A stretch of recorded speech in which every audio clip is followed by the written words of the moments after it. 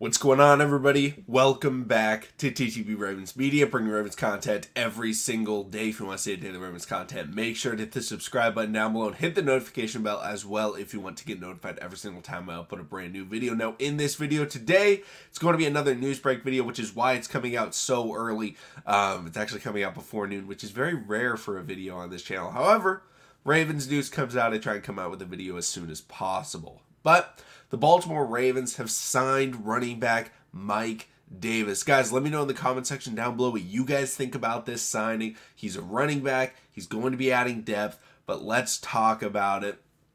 Honestly, I was kind of surprised by this move. You know, not a lot of times do the Ravens go out and sign players that I'm just like, okay, that's interesting. Because Mike Davis is a veteran running back, but the Ravens had significant veteran running backs last season, and I honestly don't think Mike Davis is better than a guy like Latavius Murray or maybe even a Devontae Freeman. Now, Mike Davis has had one good, you could argue maybe two good years as a running back in 2018 and 2020. 2020 was kind of a breakout season for him in Carolina, as he was the primary running back after Christian McCaffrey got injured and was out for the season. Mike Davis ended up taking over, started 12 games, had 640 yards, 6 rushing touchdowns, and he was then signed to a good-sized contract in Atlanta to become their primary running back, and he got beaten out by a wide receiver for running back. Now, nothing against Cordero Patterson, but Mike Davis was supposed to come in and be that guy in Atlanta, and he just was not. He was not dynamic enough. Atlanta doesn't have a great offensive line by any means or a great run game. However, Cordero Patterson was just significantly better, running between the tackles, running outside the tackles in the passing game. Mike Davis just really could not get his footing in Atlanta last season, and so that's why I'm just a little bit surprised the Ravens went out and got it. Now, I'm not surprised the Ravens got a running back, however. They drafted Tyler Beatty, even in the draft call with Eric DeCosta to Tyler Beatty.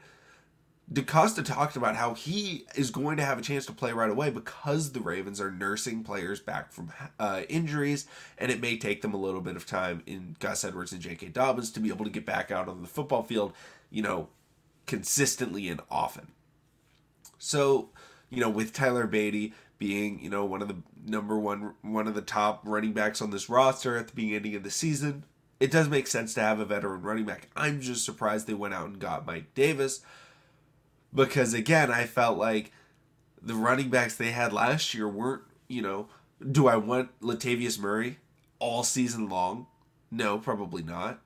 But I would take him for a couple of games. I felt like he was all right. Like, Mike Davis is, he's a veteran running back that just, last season he averaged 3.6 yards per carry. He's never averaged 4 yards per carry. Even in Carolina when he had that breakout season, he was only averaging 3.9 yards per attempt.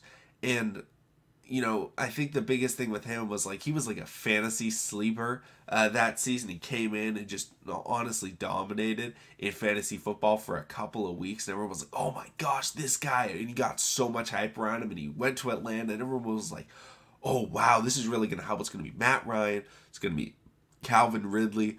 It's going to be Kyle Pitts. This is a stacked offense. And then it was like, oh, okay. Yeah, never mind. And again, there's nothing against Mike Davis. I think he's a decent football player. But I'm just a little bit surprised the Ravens went out and got him because I feel like there were maybe other options they could have gone with. And maybe the Ravens didn't want to end up signing or re-signing. Or maybe the players like Latavius Murray didn't want to re-sign with the Ravens. We don't really know on that front what the Ravens, outlook was. But even looking at his PFF grade, last year he was a 56. On PFF, 56th in yards per carry, and he was 35th in total carries. Now, he was good in 2020 with a 75 grade, like I said, but, even going back, 2019, he was a 53. 2018, he was a 75. 2017, he was a 64. Like I don't know. He's a decent depth piece. Like, I don't know if he'll be on the roster in week 6 because when the Ravens get JK and Gus back, like, he's not going to be getting carries when they are back. He's like a very temporary player for the Baltimore Ravens this season. But guys, let me know what you guys think about the Mike Davis signing. I was surprised when I saw it.